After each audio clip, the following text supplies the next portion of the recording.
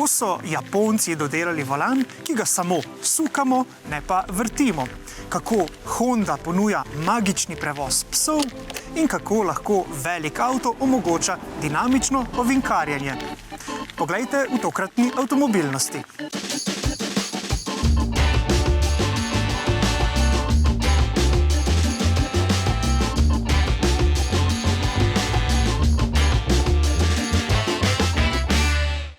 Pozdravljeni v avtomobilnosti. Ali prepoznate tega čudovitega starodobnika?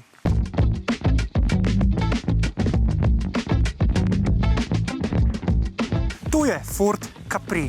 To je bil nekoč zelo priljubljen športni kupe, ki pa je danes posodil svoje ime novemu električnemu kupeju. Pravzaprav tale novodobni Capri stopa v zelo velike čevlje. Stari Capri je namreč uspel za svoj volan posesti skoraj 2 milijona voznikov. Največ povpraševanja po njem je bilo recimo v Nemčiji, sploh pa v Veliki Britaniji, kjer so ga tudi izdelovali, vanj so vgrajevali najbolj možno raznolike motorje in pa ga tudi zelo pogosto predelovali v različne dirkalnike.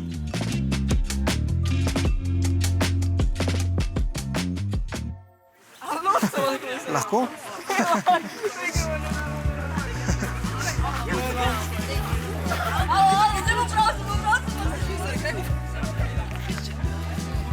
Od 1.3 do V8. Nemci so čisto mahni. Ja. Ampak kaj je tisto, kar je pred več kot pol stoletja resnično botrovalo k veliki priljubljenosti Caprija? Evropejci smo takrat v ameriških filmih že občudovali ikoničnega Mustanga. No, ampak ta ameriški Mustang je bil s svojim velikim V8 motorjem seveda prevelik zalogaj za večino precej bolj racionalnih evropskih voznikov. Tako je Mustangov oblikovalec Philip Thomas Clark vzel skice Mustanga, popravil nekaj linij, tehniki pa so si nekaj materiala sposodili pri bolj preprostih evropskih Fordih, na primer pri modelu Cortina. Predstavljen je bil torej novi Capri, takrat z besedami "The car you always promised yourself". Ta Mustang za vsakogar je bil na primer na voljo z majhnim 1,3-litrskim štirivaljnikom, pa takšnim malo večjim 1,7-litrskim štirivaljnikom. Lahko je imel tudi precej večji 3-litrski šestvaljnik, no, nekateri pa so vseeno vanj uspeli stlačiti tudi velik Mustangov V8.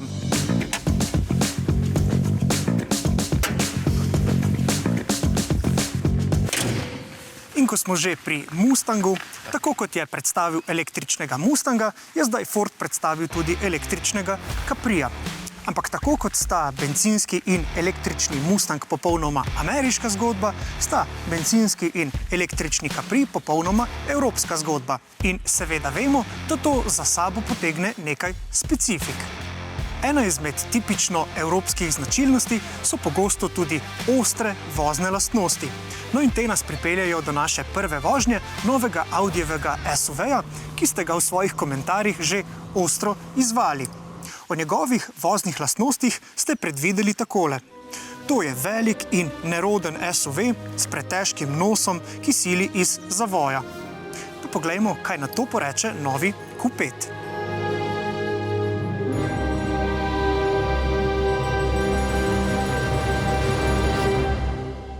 S svojimi spremembami poimenovanja je Audi nedavno povzročil nekaj zmede. No, pri modelu Q5 pa teh dilem ni. To ime je namreč v zadnjih 15 letih s prvo in drugo generacijo postalo zelo priljubljeno, zelo prepoznavno, predvsem po zaslugi dejstva, da je bil ta model vselej zelo tehnološko napreden, pa tudi zelo vozniški. No, zdaj pa je čas že za tretjo generacijo Q5. Poglejmo, kaj prinaša.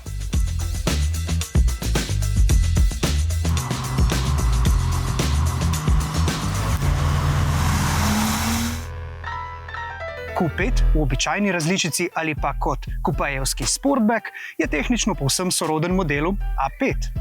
Vozi namreč na isti, povsem na novo zasnovani platformi za vozila z motorji TFSI in TDI, torej z motorji na notranje izgorevanje. Da imamo tukaj spodaj klasičen pogon, seveda opozarja ta impozantna maska z velikimi odprtinami za hlajenje, no ampak danes seveda brez električne pomoči ne gre, sploh če jo znajo inženirji dobro izkoristiti. Nova generacija Audijevih pogonov prinaša nekaj dodatnih komponent, ki se nahajajo tukaj pod tem prtljažnim dnom oziroma tukaj pod tole plastiko. Gre seveda za komponente blagohibridnega pogona na čelu z litij-železo-fosfatno baterijo. No, kako je ta tehnologija integrirana v pogon, si lahko ogledate v našem pogovoru z Audijevim inženirjem, ki vas bo popeljal v drobovje Audijevega hibrida in razložil, katere so glavne prednosti, ki jih prinaša. No in po prvi vožnji modela Q5 lahko zaključim, da je teh 18 kW električne pomoči kar dobro občutnih, sploh pri počasnem manevriranju, pri kakšnih manevrih na parkirišču ali pa pri konstantni vožnji, naprimer s 50 km/h oziroma pri hitrosti, ko pač 18 kW zadostuje. Takrat se boste vozili samo na elektriko. No, ampak samo elektrika bo seveda premalo, če boste želeli uživati v voznih lastnostih tega avtomobila. In verjemite, ta SUV se pelje odlično.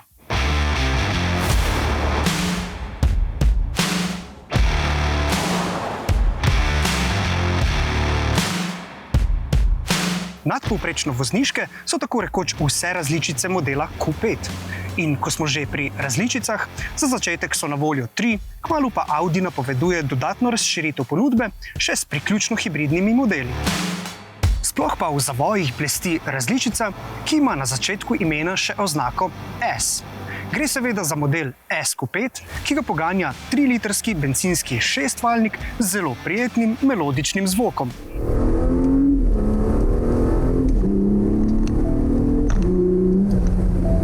Moram priznati, da je to eden najbolj vozniških SUV-jev in resnično navdušen sem, kako je inženirjem uspelo združiti prednosti SUV-ja, ki so seveda povezane z višino avtomobila in pa odlično vozno dinamiko. No, kako jim je pravzaprav to uspelo? Prisluhnimo. The steering system is a completely new development. First of all, we reduced the mass inertia of the system to optimize the driver's feedback, the force feedback. We developed a completely new system concerning the steering ratio. Right here in this car, you have in the first Audi Q5 our progressive steering.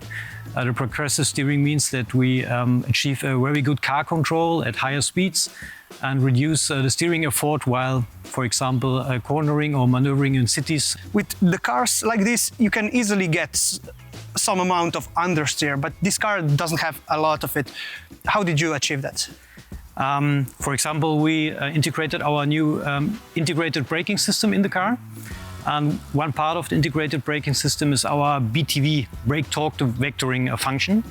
And with this system, we achieve a very precise handling, and understeer is very good in this car. Now we offer two kinds of the chassis. For example, on the one hand, our standard steel spring with two different variants, our comfort variant and also our sporty variant. And in this technology, we have a new innovation. It's called frequency selective dampers, FSD technology. And with this technology, we achieve a maximum spread between comfort and dynamics. And we do it with a special technology. For example, if you drive on rough roads with higher frequencies, we open a special valve in the damper and we reduce the damping forces. And when you drive, for example, on a normal road, good road condition, we have rather high damping forces and therefore very good car control. Q5 torej odlično sledi našim ugotovitvam pri vožnji modela A5. Tudi slednjega smo namreč proglasili za pravo vozniško poslastico. Ampak za razliko od modela A5 pa imamo tokrat na voljo tudi terenski program. Terenske sposobnosti novega Quattra sem uspel ob prvi vožnji tudi precej dobro preizkusiti. Pogon se je na zahtevnejši podlagi odrezal brezhibno, no, poleg pogona pa me je tokrat prepričalo tudi vzmetenje, ki se kljub takšnim velikim platiščem ne zmeni kaj dosti za udarce, tudi kakšne bolj ostre in večje ovire. Za konec pa poglejmo še v notranjost. Ta je oblikovana po zadnjih Audijevih smernicah, kar pomeni, da tukaj izstopa ta velik, razpotegnjen in pa ukrivljen zaslon na dotik. No, sicer pa je notranjost skoraj povsem enaka kot pri modelu A5. Očitke o nerodnosti torej Audi Q5 gladko ovrže. Še vedno pa seveda velja, da je to precej dimenzijsko zajeten avto. No in v takšnem velikem avtomobilu običajno prostornost ni vprašljiva, tako ko govorimo o zadnji klopi, pa tudi o prtljažniku. No, pri manjših avtomobilih pa morajo biti njihovi snovalci za doseganje prostornosti precej bolj iznajdljivi. In le redke, tiste, ki so pri tem najbolj uspešni, lahko proglasimo za prave prostorske čudeže. No, Honda pravi, da ima za to čarobno palico oziroma čarobne sedeže.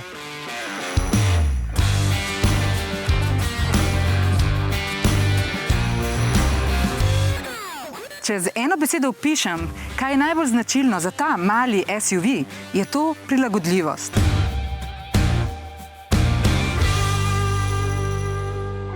To je klasičen samopolnilni hibrid, ki svojo baterijo polni med vožnjo. Torej, to ni priključni hibrid in ni potrebno vanj vklapljati kabla. In ni blagi hibrid, saj ima precej večjo baterijo. In ta baterija mi je pomagala, da sem dosegla na testu povprečno porabo po 6 litrov na 100 km. Ampak naj vas spomnim, da smo Honda Civic z enako porabo vozili bolj dinamično. Okej, je bil ta avto na avtocesti, na regionalki, najbolj pa se je izkazal v mestu. Meni pa je bil najbolj všeč zaradi svoje preprostosti. In po čem je ta avto poseben? Navzunaj je majhen, navznotraj pa je zelo prostoren. V rokavu pa ima še en čarovniški trik. In ta trik so Hondini magični sedeži. Najprej čisto preprosto lahko dvignemo sedalni del. Takole je v razmerju 40-60. Fiksiramo ga z ročko, ko je dol, je sedaj to vse fiksirano.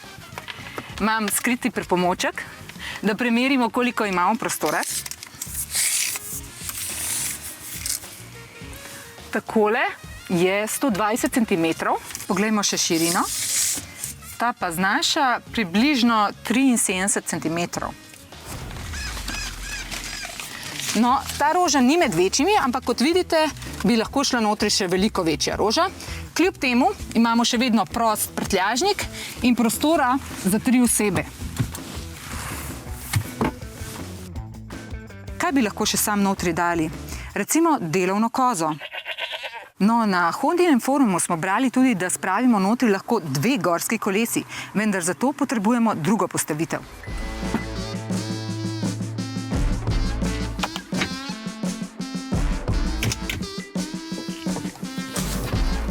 Za prevoz res dolgih predmetov pa zložite tale sprednji sedež, ga seveda zaščitite in lahko vozite 2,4 metre dolge predmete. Ko pa smo že pri magičnem, danes nimamo magične sove Harryja Potterja, imamo pa magično Lexi. No in Lexi nam bo danes pokazala še eno praktično lastnost teh sedežev. Lexi, pridi, hop! Opa, punca.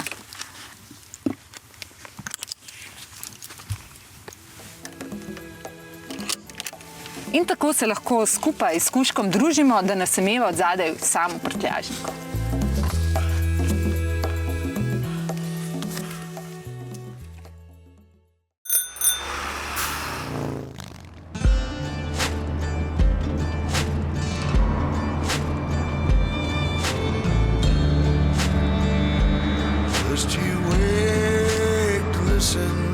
Storm. Hear the difference in the wind.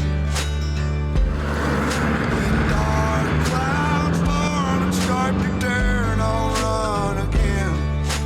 Far away. Seveda sem oglasni premor izkoristil še za en kratek skok v svet avtomobilske romantike. Tega Caprija namreč poganja atmosferski bencinski motor V4, ki zmore 55 kW moči.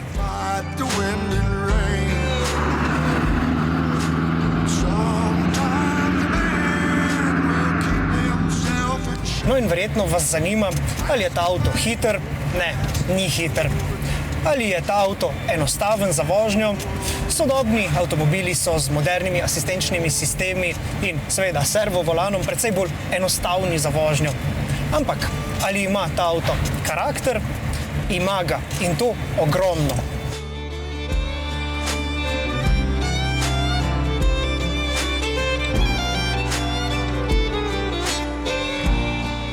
To je eden ključnih dejavnikov, da je tako kot Mustang tudi Capri postal zvezda televizije. Na spletu sem uspel izbrskati podatke, da se je pojavil v skoraj 1000 različnih produkcijah.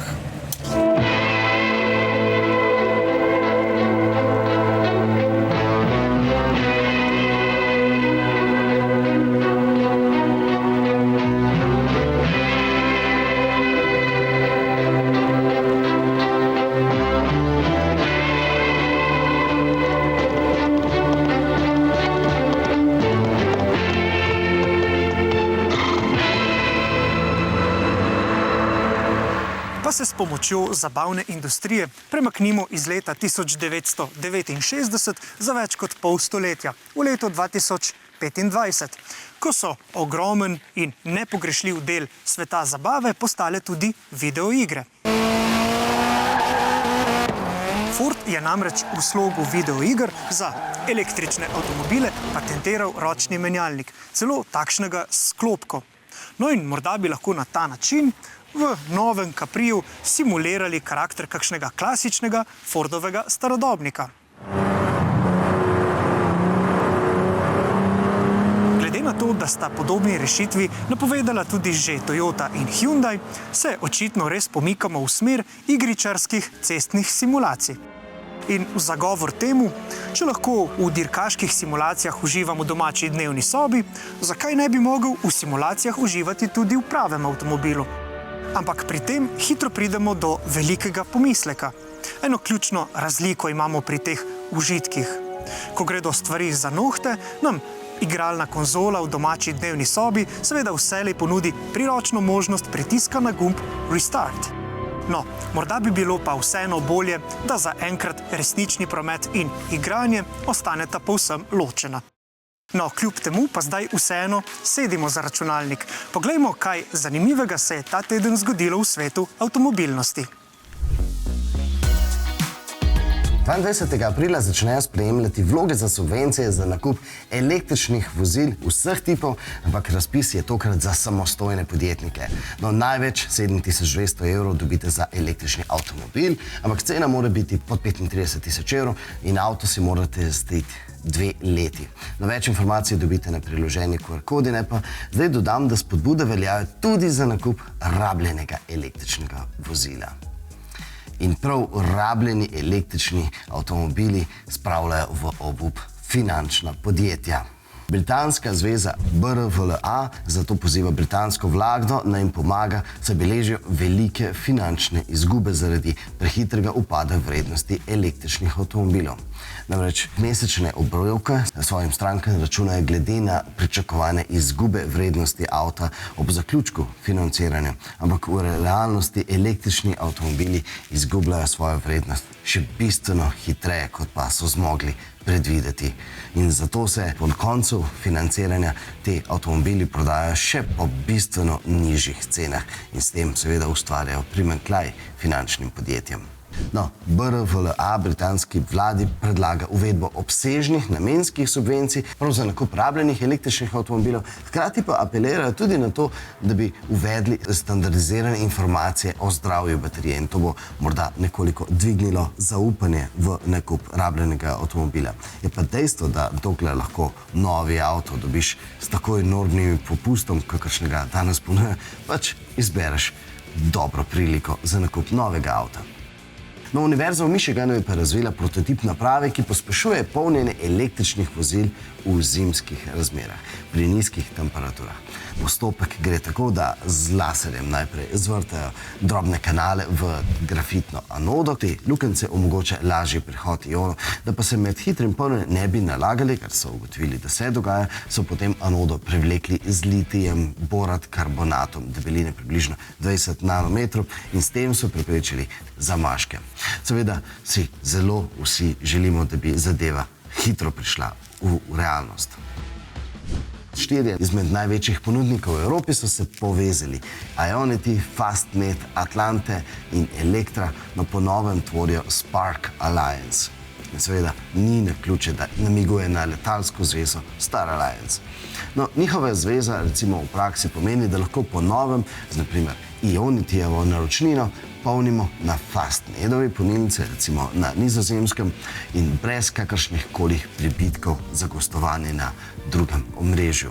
To pa vseeno še ne pomeni, da bodo delovali pod enakimi cenami.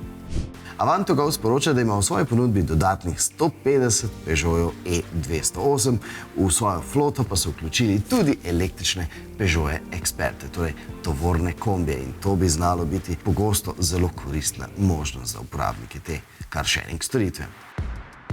Ameriško raziskovalno podjetje Auto Pacific pa je objavilo analizo o zadovoljstvu kupcev glede asistenčnih sistemov in izpostavili so, da si kupci želijo z nakupom avtomobila dobiti tudi praktično usposabljanje za uporabo teh asistenčnih sistemov, ker jih pač preprosto ne znajo, jih potem tudi ne uporabljajo. In ja, spet se je pokazalo, da slabo delovanje povzroča nevoljo in tudi neuporabo sistemov. In ko se zgodi še konstantno piskanje in pa opozarjanje, to res vodi, da kupci potem hitro poiščejo tisto tipko za izklop. In ja, strinjamo se z vami, da je nekaj zelo narobe, če prodajni adut postaja to, da ima avto kar najhitreje dostopno tipko za izklop. Obeta se še močnejša sezona v slovenskem ralliju. Marko Grossi iz Portoroža samozavestno napoveduje, da ga letos zanima samo še zmaga.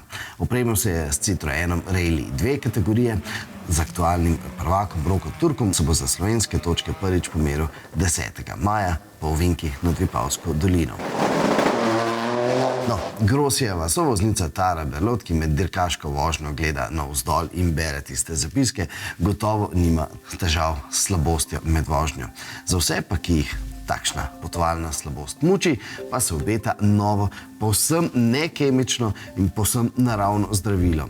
Na japonski univerzi Nagoya so namreč iznašli pomoč z zvokom. Enominutno seanso s predvajanjem različno glasnih zvokov okoli frekvence 100 Hz, no to spodbuja otolitne organe v srednjem ušesu, to so tisti, ki zaznavajo gibanje in gravitacijo, in posledično to sproži okrepljeno delovanje simpatičnega živčevja. S predvajanjem tem zvokom dobijo potniki občutek ravnotežja tudi na ovinkasti cesti. No, terapija naj bi bila varna, se deluje pač ob pomočju običajnega okoljskega hrupa. No, bomo zdaj nadaljevali z Japonci, ampak v živo. V Bruslu smo obiskali Toyotin kongres Kenshiki, na katerem vsako leto predstavi Toyota svoj pogled na prihodnost v avtomobilski branži. All of the passion, emotion and success of the Toyota CHR to the BEV space. With up to 600 kilometers of range, over 340 horsepower, and 0 to 100 in 5.2 seconds, all new CHR Plus.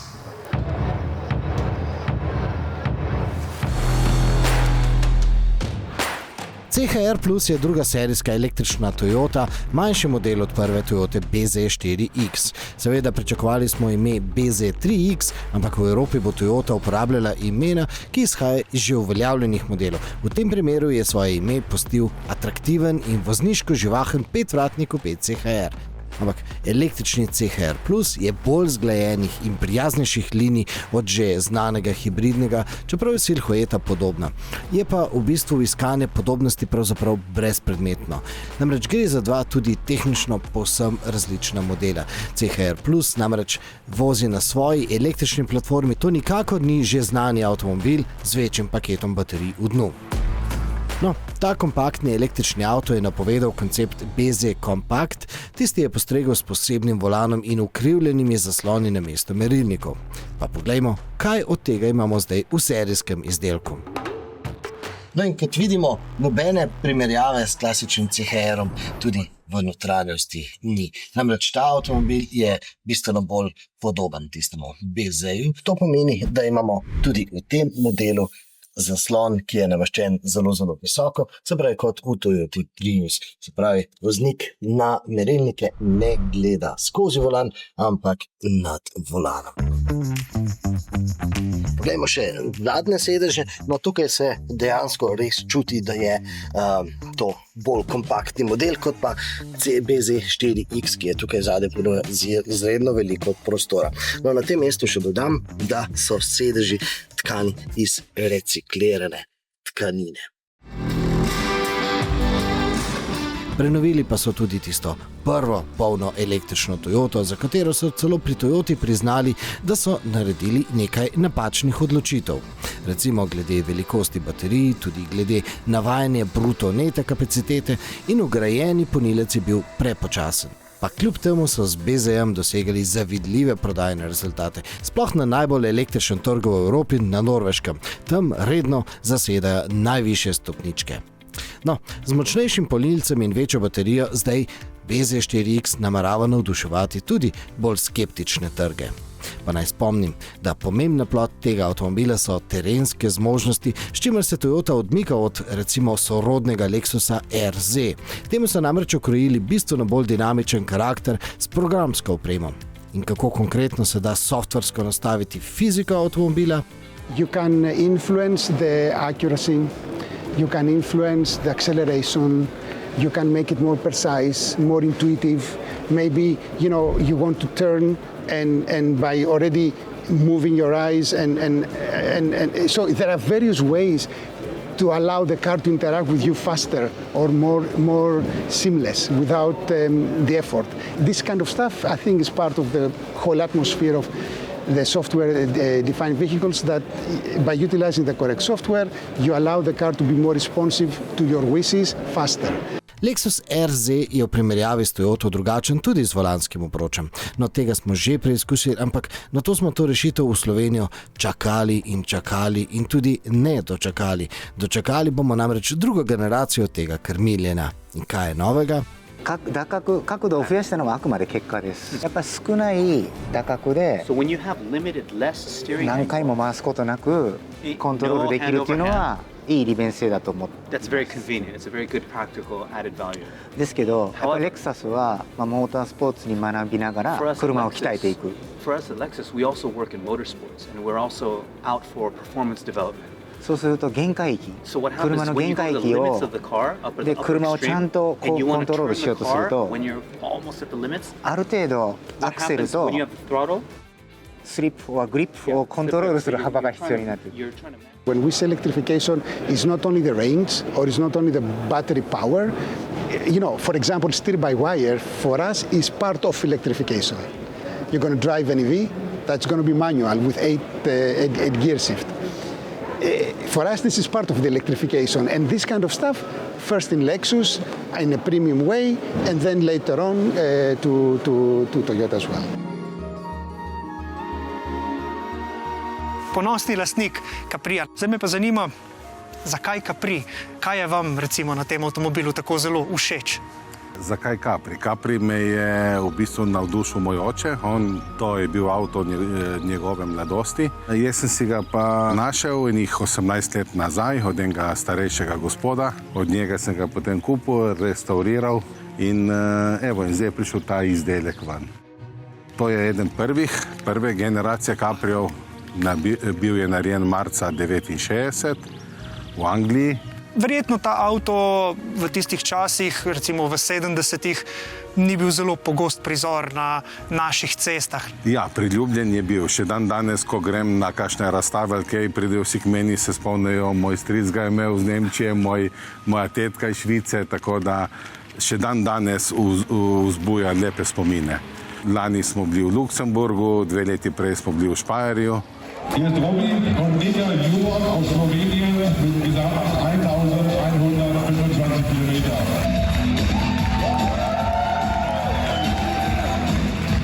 Tako da se sreča tudi po 600-700 vozil na enem mestu. Zakaj je ta ljubezen do tega avtomobila? Kot je bil Mustang v Ameriki, je bil tako Capri pri nas v Evropi. Zato ta silhueta vozila s to veliko havbo, s takim športnim bokom. A si z Mustangom dejansko deli kakšen del Ne. Čeprav je potem tudi Capri se prodajal v Ameriki, kasneje, ko so imeli oni to gospodarsko krizo, so iskali manjše motorje, manjša vozila in je bil Capri dobra alternativa za ameriški trg. Torej vi s tem avtomobilom pravzaprav delate precej kilometrov, če prav razumem. Čez leto je pospravljen, je na toplem.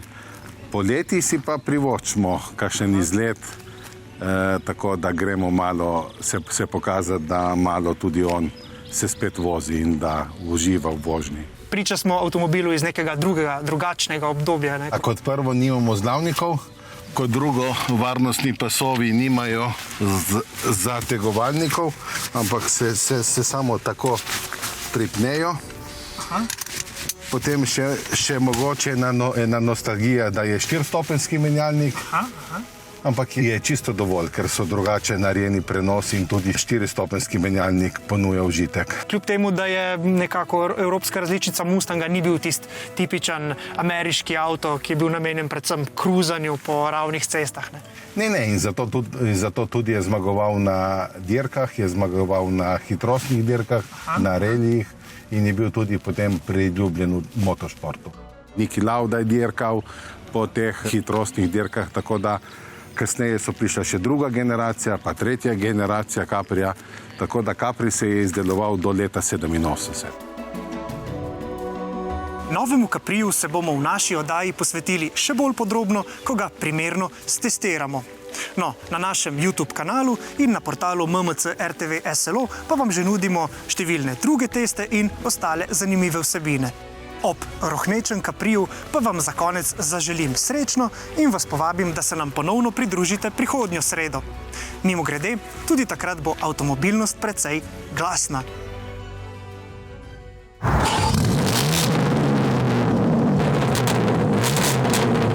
Sva ready, sva. Dajva.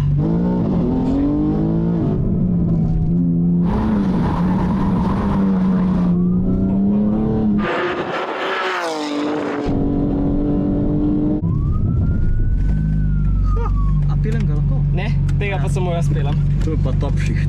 A ne?